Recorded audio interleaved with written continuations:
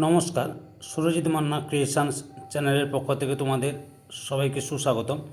আশা করি তোমরা সকলে ভালো এবং সুস্থ আছো। আমি তোমাদের জন্য এই ভিডিওটিতে তুলে ধরছি 2025 সালের ক্লাস 6 তথা ষষ্ঠ শ্রেণীর দ্বিতীয় পর্যায়ক্রমিক মূল্যায়নের জন্য রায় ও মার্টিন প্রশ্ন বিচিত্র থেকে পরিবেশ ও বিজ্ঞান বিষয়ের একশেট প্রশ্নপত্রের সম্পূর্ণ সমাধান করছি। তার আগে তোমাদের কাছে অনুরোধ, তোমরা ভিডিওটি না টেনে পুরো দেখো। ভিডিওটি কেমন লাগলো কমেন্ট করে জানিও, ভিডিওটিতে লাইক দাও এবং শেয়ার করো, এবং চ্যানেলে নতুন হলে চ্যানেলটিকে সাবস্ক্রাইব করে চ্যানেলের সঙ্গে যুক্ত হয়ে যাও। তোমরা আমার এই চ্যানেলের মাধ্যমে ক্লাস 6-এর রায় ও মাটির প্রশ্ন বিচিত্র থেকে ভূগোল, ইতিহাস, বাংলা এবং পরিবেশ বিজ্ঞান এই চারটি বিষয়ের সমাধান পাবে। আলোচনা শুরু করছি। 211 নম্বর পেজে প্রথম স্কুল হেয়ার স্কুল, এই স্কুলের প্রশ্নপত্রের সেটটি আলোচনা করছি। প্রথমে ফিজিক্যাল সায়েন্সের পাঠটি লক্ষ্য করো। একের থেকে সঠিক উত্তরটি নির্বাচন করো। প্রথমে রয়েছে এসআইতে বেগে একক হলো অপশান ডি, উত্তরটি M/S মিটার পার সেকেন্ড। 2 নম্বরে অক্সানোমিটার বৃদ্ধির স্কেলটি অপশান সিতে মাইক্রোমিটারে। 3 নম্বরে আকৃতিগত পরিবর্তনের ফলে বস্তুতে সঞ্চিত হয় অপশান এতে স্থিতিশক্তি। 4 নম্বরে একটা ফুটবলকে মাঠের উপর গড়িয়ে দিলে তা কিছু দূর গিয়ে থেমে যায়, ঘটনাটির জন্য দায়ী অপশান সিতে ঘর্ষণ বল। 5 নম্বরে চাপ সমান রেখে ক্ষেত্রফল বাড়ালে বলের পরিমাণ অপশান এতে বাড়ে। 6 নম্বরে জলের গভীরতা বাড়ালে অপশান ডিতে সব দিকেই চাপ বাড়বে। 7 নম্বরে লোহার প্রধান আকরিকটি হলো অপশান এতে হিমাটাইট। তারপরে 8 নম্বরে ব্রোঞ্জ তৈরি হয় অপশান এতে তামা ও টিন দিয়ে। 9 নম্বরে পাললিক শিলা হলো অপশান ডিতে চুনাপাথর। 2 থেকে শূন্যস্থান পূরণ করো। প্রথমে রয়েছে পুরীর তুলনায় দার্জিলিংয়ের বায়ুর চাপ ড্যাশ কম। 2 নম্বরে ড্যাশ এর গতির ক্ষেত্রে বার্নৌলি নীতি প্রযোজ্য হয়, শান্ত বা ধারারেখ এর গতির ক্ষেত্রে। 3 নম্বরে ধারারেখ হবে। 3 নম্বরে ঘর্ষণ চলমান বস্তুর গতিকে সর্বদা ড্যাশ দেয়, বাধা দেয়। 4 নম্বরে গড় সৌরদনের ড্যাশ অংশ 1 সেকেন্ড 1/64,400।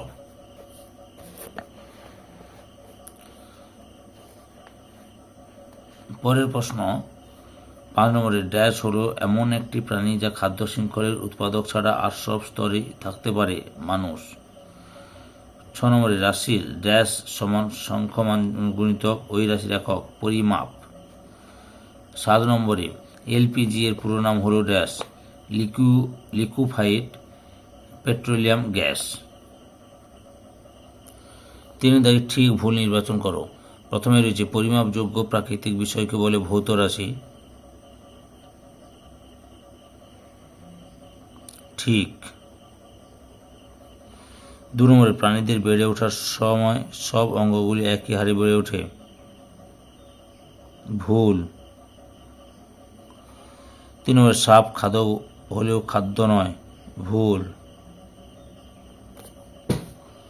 4 নম্বরে কোনো বস্তুর স্থিতি ও গতি হলো আপেক্ষিক, ঠিক।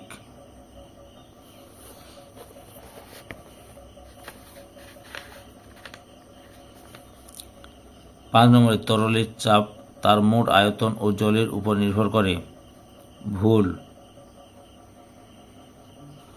6 নম্বরে স্ট্র ব্যবহার করে ঠান্ডা পানীয় পান করা সম্ভব হয় বায়ুর ঊর্ধ্বচাপের জন্য, এটাও ভুল। 7 নম্বরে ধাতুর খনিজগুলি হলো ধাতুর আকরিক, ঠিক।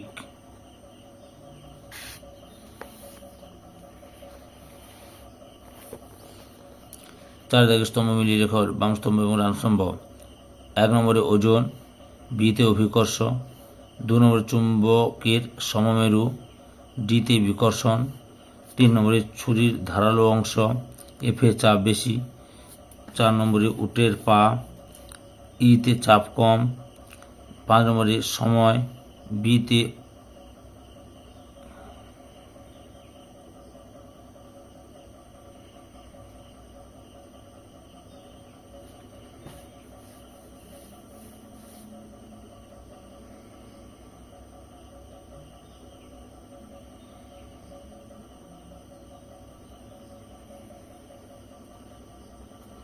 একটু ভুল হয়েছে, সময় হবে শীতে সৌরদিন,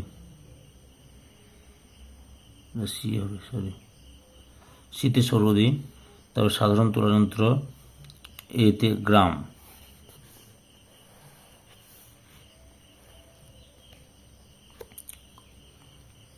পাঁচে থেকে 2-1টি শব্দের উত্তর দাও। বিকল্প প্রশ্ন উল্লেখনীয়।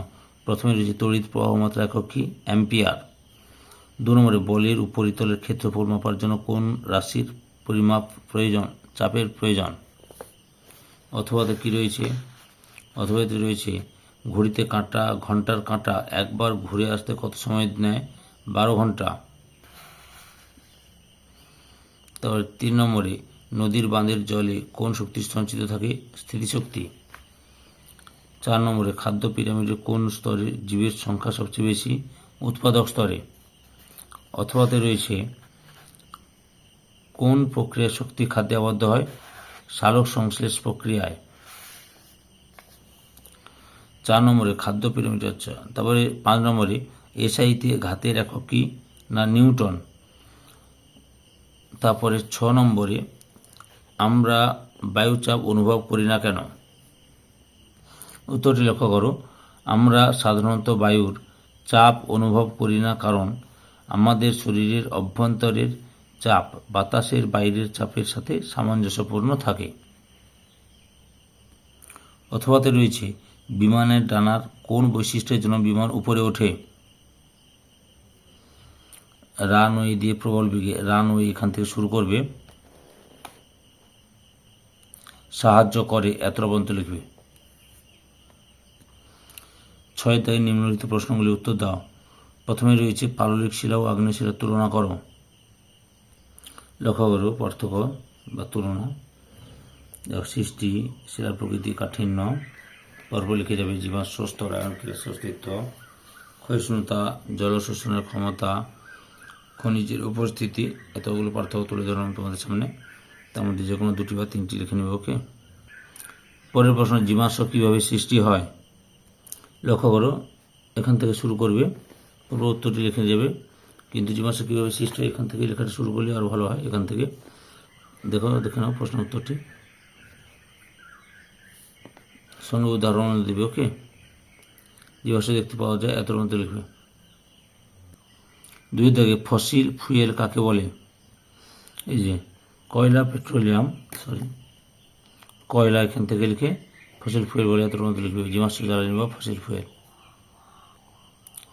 তামার আকরিকের নাম লেখো। Copper glance, copper glance. তারপরে কি রয়েছে? উপযুক্ত উদাহরণসহ সংকর ধাতুর প্রয়োজনীয়তা উল্লেখ করো। আচ্ছা, উদাহরণটা দিয়ে দিচ্ছি, এখানে লিখে দিচ্ছি, লক্ষ্য করো। তামা ও টিন মিশিয়ে ব্রোঞ্জ তৈরি করা হয় বা তৈরি হয়। এই যে বিশুদ্ধ ধাতু অপেক্ষা সংকর ধাতু ব্যবহার সুবিধাগুলি হলো বা প্রয়োজনীয়তা, এখান থেকে শুরু করে বিক্রিয়া ঘটে না, এত মন্ত লিখবে। এবার হচ্ছে লাইফ সায়েন্সের বিভাগটি লক্ষ্য করো। একের দাগে সঠিক উত্তরটি নির্বাচন করে পূর্ণ বাক্যের উত্তর দাও। প্রথমে হচ্ছে ডোয়ারফিজম হলো অপশান সিতে বামত্ব। কী হবে? উত্তরটি হলো বামত্ব। 2 নম্বরে হচ্ছে কোনটি অক্ষীয় কঙ্কালের অন্তর্গত নয়? অপশান সিতে পেক্টোরাল গার্ডেল। 3 নম্বরে পাঁজরের ফাঁকে অবস্থিত পেশিগুলিকে বলে? অপশান বিতে পঞ্জর পেশি। 2 থেকে শূন্যস্থান পূরণ করো। ফিমার ও শনি চক্রের অস্থিসন্ধি হলো ড্যাশ, অস্থিসন্ধি হলো ড্যাশ, বল ও শকের সন্ধি। 3 নম্বর সত্য অথবা মিথ্যা নিরূপণ করো। অধিক অক্সিজেন ও কম কার্বন ডাইঅক্সাইড যুক্ত রক্তকে বিশুদ্ধ রক্ত বলে? সত্য।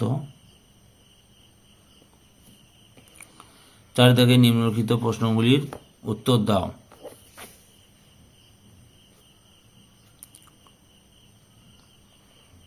প্রথমে রয়েছে মানব হৃৎপিণ্ডের চিত্র অঙ্কন করে নিম্নলিখিত অংশগুলি চিহ্নিত করো। এই যে লক্ষ্য করো, বাম নিলয়, ডান নিলয়, ডান অলিন্দ, বাম অলিন্দ, ফুসফুসের শিরা এবং মহাধমনী। বুঝতে পেরেছ? 2 থেকে দেহ ভর সূচক কাকে বলে? লক্ষ্য করো উত্তরটি দেহ ভর সূচক। যে আনুপাতিক সূচকের দ্বারা স্থূলতার মান নির্ণয় করা হয় তাকে দেহ ভর সূচক বা BMI বলে। দেহ ভর সূচক একটি সূত্র দ্বারা প্রকাশ করা হয় কি? BMI = সমান W/H স্কোয়ার অর্থাৎ ওজন বাই উচ্চতা স্কোয়ার। তোমার বন্ধুর দেহবর সূচক 28.5, তার শারীরিক অবস্থা কীরূপ বলে তোমার মনে হয়? স্বাভাবিকের তুলনায় বেশি ওজন রয়েছে। স্বাভাবিকের তুলনায় বেশি ওজন রয়েছে। রক্তে উপস্থিত বিভিন্ন প্রকার রক্তকণিকাগুলি একটি করে কাজ লেখো। প্রথমে দেখাচ্ছি লোহিত রক্তকণিকার একটি কাজ গ্যাসীয় পদার্থ পরিবহন, নির্দিষ্ট অঙ্গে ও কলাকোষে হিমোগ্লোবিনের সাহায্যে অক্সিজেন ও কার্বন ডাইঅক্সাইড পরিবহনে মুখ্য ভূমিকা পালন করে। এরপর শ্বেতকণিকার একটি কাজ কি? আগ্রাসনের মাধ্যমে জীবাণু ধ্বংস। নিউট্রোফিল ও মনোসাইট শ্বেত রক্তকণিকা ফ্যাগোসাইটোসিস বা আগ্রাসন পদ্ধতিতে জীবাণু ধ্বংসকারী দেহকে সুরক্ষা প্রদান করে।